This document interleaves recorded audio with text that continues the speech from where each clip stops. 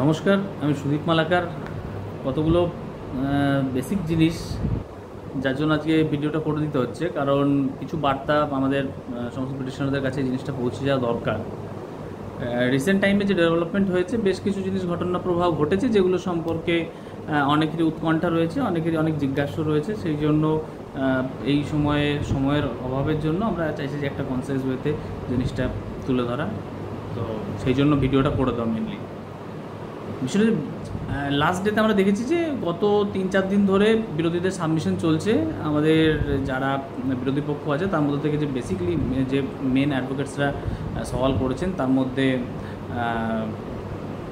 বিকাশ রঞ্জন ভট্টাচার্য সবার শেষে বলছেন। এর আগে তরুণজ্যোতি তিওয়ারি, কুমারজ্যোতি তিওয়ারি, সৌম্য মজুমদার তারা বলেছেন। এখন বিকাশ রঞ্জন ভট্টাচার্য, তিনি সিনিয়র অ্যাডভোকেট, তিনি এখন সাবমিশন করছেন। এর আগে যে বিষয়গুলো ছিল, তরুণজ্যোতি তিওয়ারির মেন বক্তব্য ছিল যে কেন এই সিঙ্গেল বেঞ্চের জাজমেন্টটা সবাইকে ক্যান্সেল করে দিয়ে নতুন করে পরীক্ষা নেওয়া, এটা কেন জাস্টিফাইড, সেই জিনিসটা উনি জাস্টিফাই করার চেষ্টা করেছেন।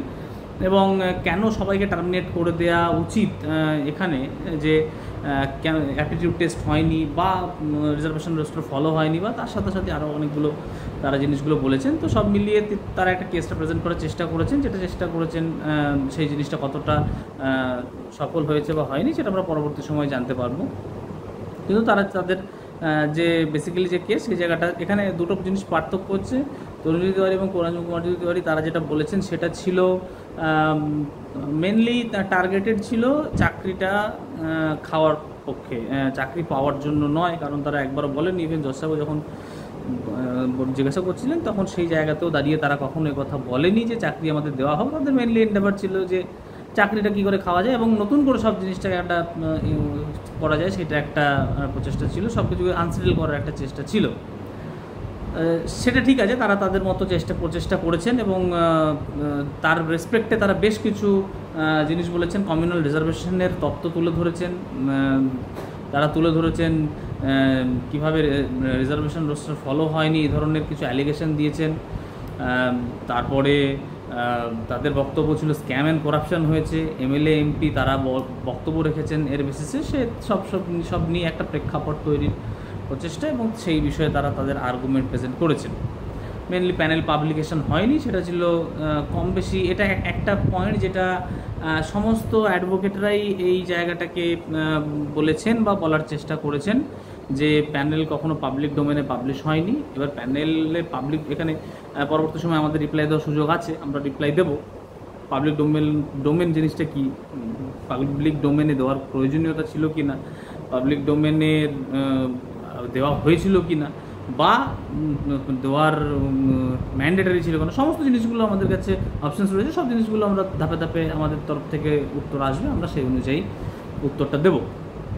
তো প্যানেল পাবলিকেশন নিয়ে যা যা বক্তব্য, তার রেসপেক্টে তারা বিভিন্ন প্যানেল পাবলিকেশন এবং রিজার্ভেশন রোস্টার তা নিয়ে তারা বিভিন্ন সময়ের তারা উদাহরণ দেখিয়েছেন। 2009, 2016, 2020, 2022 এই ধরনের অনেকগুলো রিক্রুটমেন্ট প্রসেসে তারা উদাহরণ দেখিয়ে যাই হোক একটা তারা প্যানেল পাবলিকেশনের বিষয়টাকে এবং রিজার্ভেশন রোস্টার ভায়োলেশন হয়েছে সেই জিনিসটাকে তারা আর্গুমেন্ট করেছেন। যদিও সমস্ত জিনিসের প্রত্যুত্তর আমাদের আছে, আমরা সেগুলো কোর্টকে স্যাটিসফাই করার চেষ্টা করব আমাদের বক্তব্য দিয়ে। যদিও এর মধ্যে একটা বড় পার্ট বোর্ডের বক্তব্য থাকবে, বোর্ডের ভূমিকাটা এখানে প্রধান। বোর্ড তাদের বক্তব্য বোর্ডের অ্যাডভোকেটসরা রাখবেন। আমরা আমাদের দিক থেকে যে বক্তব্য তুলে ধরার সেটা আমরা আমাদের দিক থেকে তুলে ধরবো। আমাদের অ্যাডভোকেটসরা রয়েছেন, প্রয়োজন হলে বোর্ডের অ্যাডভোকেটসরা যদি তাদেরকে কোনো ইনপুটস দেওয়ার আমাদের সামর্থ্যের মধ্যে থাকে বা আমাদের প্রয়োজন মনে হয়, অবশ্যই আমরা সেই জিনিসটাকে তাদের হাতে তুলে দেবো। যদি আমাদের কোনো কিছু বলার থাকে যেটা তাদের এন্ড থেকে বললে হয়তো সুবিধা হবে, সেই জিনিসটা আমরা করব। তো প্যানেল পাবলিকেশন নিয়ে তারা যেটা বলেছেন সেই জিনিসটায় বেসিক্যালি যে পয়েন্টগুলো আমি বললাম তার রেসপেক্টেই আমাদের আর্গুমেন্ট হবে, এবং তার বাইরেও কিছু জিনিস আছে যেগুলো আমরা কিছু কাগজপত্র দেখাবো, যে কাগজপত্রগুলো হয়তো ফার্স্ট টাইম এই ধরনের জিনিসগুলো সামনে আসবে। যে জিনিসগুলো দেখে আশা করছি এই প্যানেল পাবলিকেশনের জিনিসটা তুলনামূলক অনেকটা আমরা প্রিটি কনফিডেন্ট যে প্যানেল পাবলিকেশনের জিনিসটা যে ইস্যুটা তারা তুলে ধরছে সেটা হয়তো সেইভাবে একটা জাস্টিফাইড কোনো আর্গুমেন্ট নয় যেটা দিয়ে তারা 32,000 চাকরির ক্যান্সেলেশনটাকে জাস্টিফাই করতে পারেন। এরপরে ছিল মানে লাস্টে যে আর্গুমেন্ট হয়েছেন সেটা হচ্ছে সিনিয়র অ্যাডভোকেট বিকাশ রঞ্জন ভট্টাচার্য তিনি আর্গুমেন্ট করেছেন। তিনি প্রথমেই দাঁড়িয়েই প্রথম দিন যেটা বলেছিলেন যে আমি এটা বিশ্বাস করি না যে ট্রেন আনট্রেন কারোর এখানে সেগ্রিগেশনের বিষয় আছে বা আনট্রেনরা যদি অ্যাপটিটিউড না হয়ে থাকে তাহলে কারোরই হয়নি, in that case all must go. এবং তিনি শুধুমাত্র 42,949 মধ্যে সীমাবদ্ধ থাকেননি, তার বক্তব্য ছিল যেখানে গোড়াটাই গলত সেখানে সবটাই যাওয়া উচিত, অর্থাৎ টেট নিয়ে ওনার বক্তব্য যে টেটে দুর্নীতি আছে, in that case all must go. যদি সেই তথ্য ধরি তাহলে 70,000-এর দিকে যেটা ওনার জুনিয়ররা বিভিন্ন মিডিয়া প্ল্যাটফর্মে, সোশ্যাল মিডিয়া প্ল্যাটফর্মে, ফেসবুকে গাড়িতে চেপে বিভিন্ন জায়গায় তারা যেটা বলে বেড়াচ্ছিলেন যে 70,000-এর চাকরি বাতিল করতে হবে যেন তেন প্রকারেণ, তো সেই তার রেসপেক্টে যে আর্গুমেন্ট ছিল সেটা তারা দেওয়ার চেষ্টা করেছেন। তার জন্য তাদের প্রথম বক্তব্য ছিল যে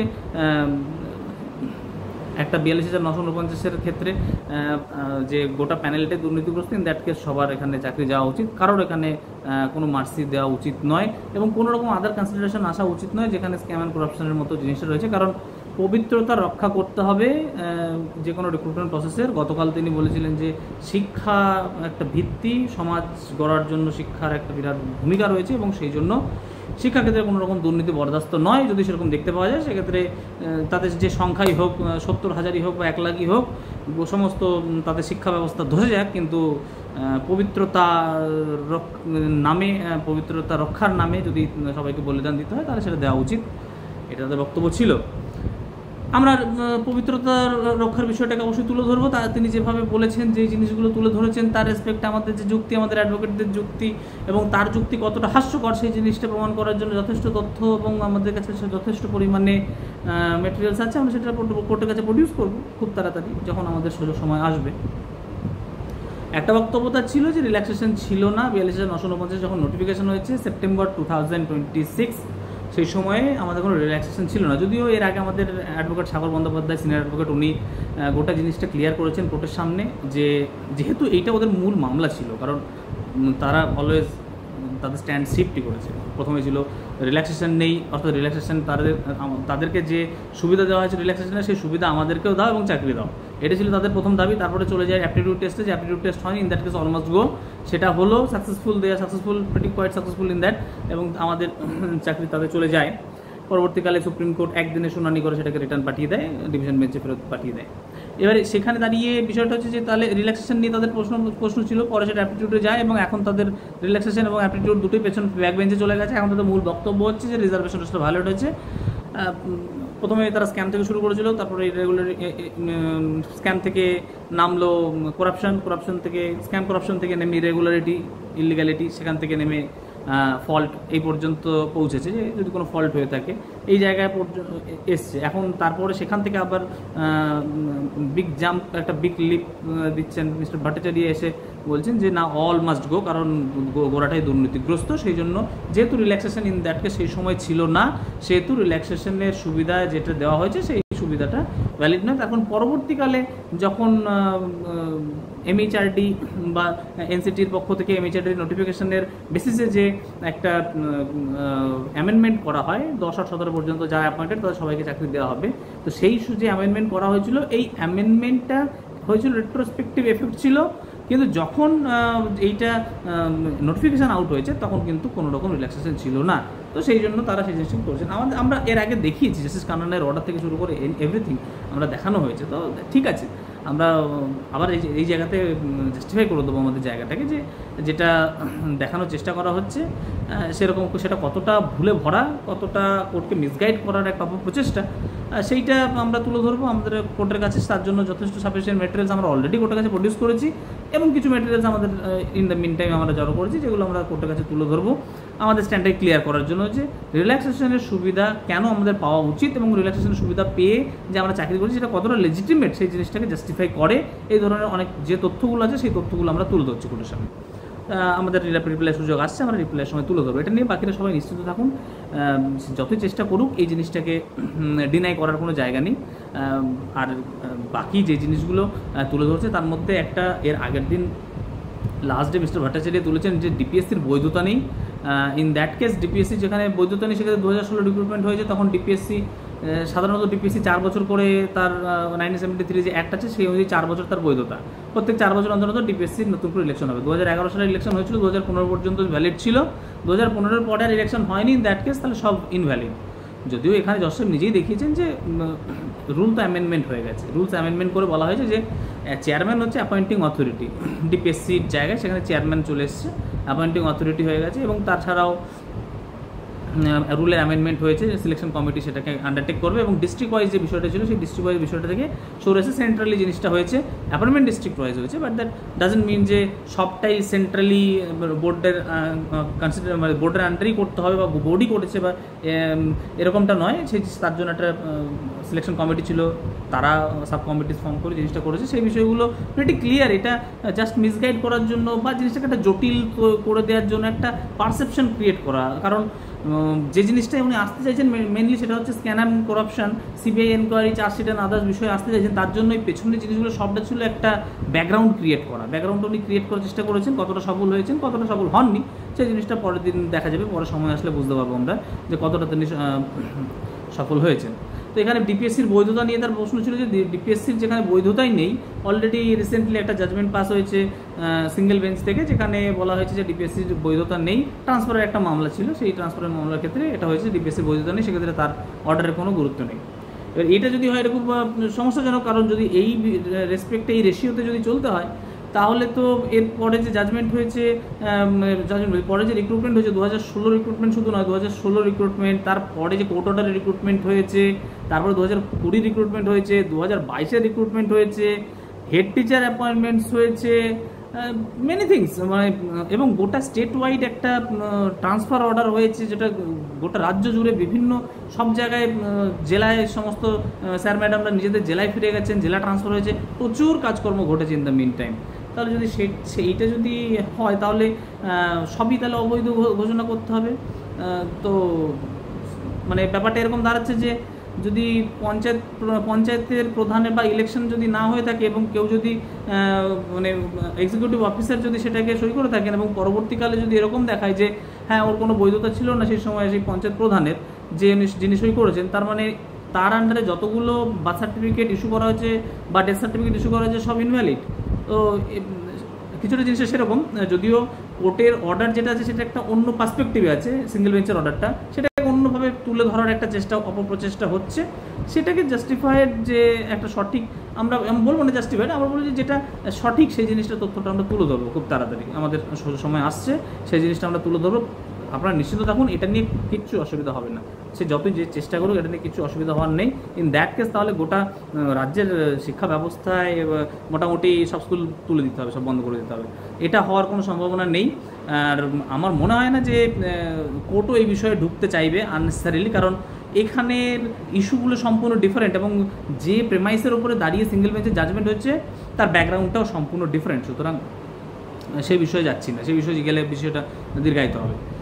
আরেকটা বিষয় যেটা ডিপিএসসির বৈধতা নিয়ে ওরা প্রশ্ন করেছে, আমি আগেও বললাম যে এই জিনিসটা গোটাটা যে প্রেমাইস তৈরি করা হলো, আগে থেকে একটা ভনিতা গৌরচন্দ্রিকা করে দেওয়া হলো যাতে আসল জিনিসটা আসতে পারে যে স্ক্যান অ্যান্ড করাপশন, যে দেখুন এই জায়গাতে আমার মনে হচ্ছে এই জায়গায় ডিসপ্যারিটি আছে, in that case all must go. সুতরাং যেহেতু ট্যাঞ্জিবল এভিডেন্স নেই, যেহেতু কংক্রিট এভিডেন্স নেই, সেহেতু জিনিস একটা পারসেপশন দিয়ে যদি জাজমেন্ট পাওয়া যায়, তো এটা হচ্ছে এক প্রকার জাজমেন্ট পাওয়ার প্রচেষ্টা, জাজমেন্ট যে একটা সঠিক ন্যায়ের প্রক্রিয়া, সেই ন্যায়ের প্রক্রিয়ার মধ্যে অংশ নয় এটা। এগুলো লিগ্যাল কিছুদিন আমরা এই বিষয়ে কোর্ট কাছারি সম্পর্কে অবগত হয়ে এই জিনিসটা জানতে পেরেছি যে সবসময় এরকমটা হয় না, যে শুধুমাত্র ন্যায়ের খোঁজেই মামলাতে উকিলরা লড়েন, তাদের আদার কনসিডারেশনও থাকে, পলিটিক্যাল বিষয়গুলো তাদের হয়তো প্রভাব ফেলে বা ফেলে না, এক্ষেত্রে ফেলছে কিনা জানি না, কিন্তু বিভিন্ন ক্ষেত্রে দেখেছি শুনেছি প্রভাব ফেলে। তো সেক্ষেত্রে জানি না হয়তো সেই ধরনের কোনো কম্পালশন থাকলেও থাকতে পারে। সিবিআইয়ের চার্জশিট নিয়ে একটা হয়েছে, সিবিআই চার্জশিট একটা উনি দেখাতে চেয়েছেন, আরও বলেছেন র্যাঙ্ক জাম্পিং একটা ভেগ জিনিস, একটা এসএসসিতে যে জিনিসটা করেছেন ওনারা এখানেও সেম জিনিসটা করার একটা প্রচেষ্টা করছেন, সেই জন্য থার্ড পার্টির একটা জিনিসটাকে দেখানো হচ্ছে, ওখানে নাইসের সঙ্গে এখানে থার্ড পার্টিকে গোলানো হচ্ছে। ওখানে র্যাঙ্ক জাম্পিংতে, এখানে র্যাঙ্ক জাম্পিংটা এনে আনা হচ্ছে। র্যাঙ্কের যেখানে র্যাঙ্কই নেই সেখানে মানে র্যাঙ্কের মানে সেই ধরনের সেই যে একটা র্যাঙ্ক বেসড যে সিস্টেম, এখানে আমাদের এখানে সেরকম র্যাঙ্ক বেসড সিস্টেম নেই, সেখানে ওনারা র্যাঙ্ক জাম্পিং দেখাচ্ছেন। তো আলটিমেটলি জিনিসটাকে ওদিকে টেনে নিয়ে যাওয়ার, এসএসসি দিকে টেনে নিয়ে যাওয়ার একটা প্রচেষ্টা, তো ওইটাই করার চেষ্টা করছেন। তো র্যাঙ্ক জাম্পিং জিনিসটাকে উনি এখানে নতুন তত্ত্বের অবতারণা করেছেন। র্যাঙ্ক জাম্পিংটাকে দেখা যাচ্ছিলেন কিছু ক্যান অ্যাপ্লিকেশন যেগুলো এখনও পর্যন্ত অ্যালাউই হয়নি, সেই ক্যান থেকে উনি তথ্য তুলে ধরার চেষ্টা করছেন, নতুন নতুন করে তথ্য নিয়ে আসছেন। এত তথ্য হয়তো রিট পিটিশনাররা দেখায়নি যত তথ্য এরা দেখাতে চাইছে অ্যাপ্লিক্যান্টসরা। তাদের কতটা গ্রহণযোগ্যতা আছে সেটা সবার আগে বিচার্য বিষয়, সেটা যদিও ডিভিশন বেঞ্চ ওপেন রেখেছে মেন্টেনেবিলিটি পয়েন্টটা। তো সিবিআই চার্জশিট যেটা ফাইল করেছে এটা অন্য মামলার চার্জশিট, সেটা এখানে ফাইল করছে, যেহেতু ন্যায়ের খাতিরে তারা হয়তো এই জিনিসটাকে করার চেষ্টা করছেন, এটা প্রতিষ্ঠা করার চেষ্টা করছেন যে যেখানে দুর্নীতির বিষয় দেখতে পাচ্ছেন সেখানে চোখ বন্ধ করে থাকা যায় না, চোখ খুলে সেই সব জিনিসগুলোকে দেখতে হবে। তো সেই জন্য সিবিআইয়ের চার্জশিট এখানে অবতারণা করা হচ্ছে। আগের দিন আমাদের অ্যাডভোকেটসরা সবাই এটাকে অপোজ করেছেন, ভেহিমেন্টলি অপোজ করেছেন যে কী করে, how can it be possible যে একটা রিট পিটিশন সেখান থেকে রিট অ্যাপিলেট কোর্টে এসে তারা নতুন ডকুমেন্ট প্রডিউস করছে কিনা অন্য একটা রিট পিটিশনে সেখানে এই মামলার এখানে ঢোকানোর চেষ্টা করা হচ্ছে, তারা আমরা অপোজ করেছি। এবং ইন দ্যাট কেস জজ সাহেব অর্ডার করেছেন যে ঠিক আছে, আগে সবাইকে সার্ভিস হয়ে যাক, সার্ভিস করুক, দেন তারপরে সেই জিনিসগুলো পরের দিন শোনা হবে বা হবে না, বা প্রডিউস করা হবে বা হবে না, সেই বিষয়ে আর্গুমেন্ট হবে। আমরা বক্তব্য তুলে ধরবো সেখানে, কেন প্রডিউস করা উচিত নয়, এমন এই জন্য নয় যে এটা নিয়ে আমাদের বিরাট কোনো চিন্তা আছে তার জন্য নয়, এটা আমরা বুঝতে পারছি যে ইন্টেনশনটাই খারাপ, যে জিনিসটাকে এনিহাউ জটিল করো, এনিহাউ জিনিসটাকে যে সরলীকরণের দিকে না গিয়ে জটিলীকরণের দিকে নিয়ে যাও, যাতে সবটা ঘোট পাকিয়ে দিয়ে একটা এসএসসির মতো কিছু একটা জিনিস করা যায়, যাতে একটা গোটা রাজ্যব্যাপী একটা অস্থিরতা তৈরি হবে, একটা নিজেদের পলিটিক্যাল গেন হবে, সেই জায়গার বেসিস তারা এটা করার চেষ্টা করছেন। তো সিবিআইয়ের চার্জশিট যে মামলাগুলোর রেসপেক্টে এখানে তুলে ধরা হচ্ছে, সেই মামলাগুলোর সঙ্গে কতটা এখানে সম্পর্কযুক্ত, সেই জিনিসগুলো আমার মেরিট, আমরা সেটার উত্তর দেবো। এই বিষয়ে আশ্বস্ত থাকুন, এটা নিয়ে প্যানিক করার কিচ্ছু নেই। 350 পাতার সিবিআই চার্জশিট একটা চার্জশিট নয়, মাল্টিপল চার্জশিট আছে। মেনলি এই যে চার্জশিটটা দিয়েছে এখানে 3টে চার্জশিট একসাথে অ্যানেক্স করা আছে, তো সব মিলিয়ে ঝুলিয়ে দিয়েছে। এর অলরেডি এই চার্জশিটগুলো আমরা আগেই পেয়েছি। বারবার কোর্টকে মিসগাইড করে, বিভিন্ন ভুলভাল তথ্য দিয়ে কোর্টকে মিসগাইড করার চেষ্টা করছে। ইভেন এটাও বলেছে একদিন যে এই চার্জশিটটা 2-3 দিন আগেই ফাইল হয়েছে, তাদের অ্যাডভোকেটই 2-1জন কেউ কেউ বলেছে 2-3 দিন আগে ফাইল হয়েছে, অথচ আমরা দেখতে পাচ্ছি সেই চার্জশিট ফাইল হয়েছে আজ থেকে 6 মাস আগে। তো কোর্টকে মিসগাইড করার জন্য সমস্ত রকম প্রচেষ্টা তারা করছে, আমরা সেটাকে হতে দেব না। কারণ যেটা ওখানে এসএসসিতে তারা করেছিল, খোলা মাঠ পেয়েছে, খোলা ময়দান পেয়েছে, সেখানে ভেবেছে নিজের ইচ্ছা মতো আর্গুমেন্ট করেছে, সেখানে অপোজিশন করার মতো অ্যাজ কেউ ছিল না পেছন থেকে, কারণ ইন সার্ভিস টিচাররা তারা সেভাবে সেখানে তারা লড়াইটা করেনি। কিন্তু এখানে সেটা হবে না, কারণ আমাদের স্বার্থ রক্ষার্থে আমরা প্রথম দিন থেকেই সজাগ ছিলাম। হ্যাঁ, আমাদের হঠাৎ করে বোল্ড ফ্রম দ্য ব্লু যেটা হয়েছিল, একটা রায় চলে এলো সিঙ্গেল বেঞ্চে, যেখানে এক লহমায় সবাইকে টার্মিনেট করে দেওয়া হলো, যেটা আমাদের আনপ্রেসিডেন্টেড ছিল, যে ভগবানের থেকে এরকম হতে পারে সেটা আমরা বিশ্বাস ভাবতে পারিনি, সেটা হয়েছে। কিন্তু সেই যে জিনিসটা হয়েছে সেই জিনিসটাকে থেকে আমরা শিক্ষা নিয়ে তার পরবর্তী সময়ে পর প্রত্যেকটা পদক্ষেপে আমাদের লড়াইটা দিয়েছি। ভবিষ্যতে সেই লড়াই দেবো এবং লড়াইটা জিতে দেখাবো, যে যতই চেষ্টা করুক। আমরা আজ পর্যন্ত এখনও বলি যে যতই চেষ্টা করুক, সিবিআই আজকে 3-4 বছর ধরে চালিয়ে যাচ্ছে তাদের ইনভেস্টিগেশন, এখনও পর্যন্ত নট এ সিঙ্গেল পার্সন আমাদের এগেনস্টে চার্জশিট ফাইল করেছে, কিচ্ছু এখনও পর্যন্ত পারেনি, পারবে না। চার্জশিট করার মতো সেই জিনিসটা মানে আদৌ সেখানে দুর্নীতি থাকতে হবে, তবে না সেখান থেকে দুর্নীতি বার করবে। ধোঁয়া নেই, সেখানে আগুন খুঁজতে চলেছে। তারা চেষ্টা করছে, করুক, তারা তাদের মতো চেষ্টা করবে। কিন্তু আমরা আমাদের দিক থেকে অনর যে এখানে কোনো রিলেশন নেই, যে ধরনের বিষয়গুলো বলা হচ্ছে স্ক্যাম এবং করাপশন হিসেবে যেগুলো দেখানো হচ্ছে, সেগুলোর কোনোটা আমাদের সঙ্গে সম্পর্কযুক্ত নয়। এই জিনিসটা আমরা প্রতিষ্ঠা করে দেবো খুব তাড়াতাড়ি, আমাদের যখন রিপ্লাই দেওয়ার সুযোগ থাকবে, টু দ্য পয়েন্ট ডকুমেন্টের বেসিসে আমরা সেটাকে প্রমাণ করে দেবো যে কিছু নেই। যত চার্জশিট এখানে ফাইল, যতই চার্জশিট এখানে দেওয়ার চেষ্টা হোক না, যতই চার্জশিট দেখানো হোক না কেন, আলটিমেটলি এটা প্রতিষ্ঠিত, সেটা তারাও জানেন। কিন্তু তবুও চেষ্টা করছেন যে কোনোভাবে এটাকে একটা আনসেটেল করে দেওয়ার একটা চেষ্টা চালাচ্ছেন। সেই জিনিসটাকে আমরা হতে দেবো না, অ্যালাউ করবো না। আমরা প্রথম থেকে বলে এসেছি, লড়াই করতে নেমেছি, চাকরিটা সেফগার্ড করে দেখাবো। এটা আমাদের অঙ্গীকার ছিল, আছে এবং ভবিষ্যতেও থাকবে।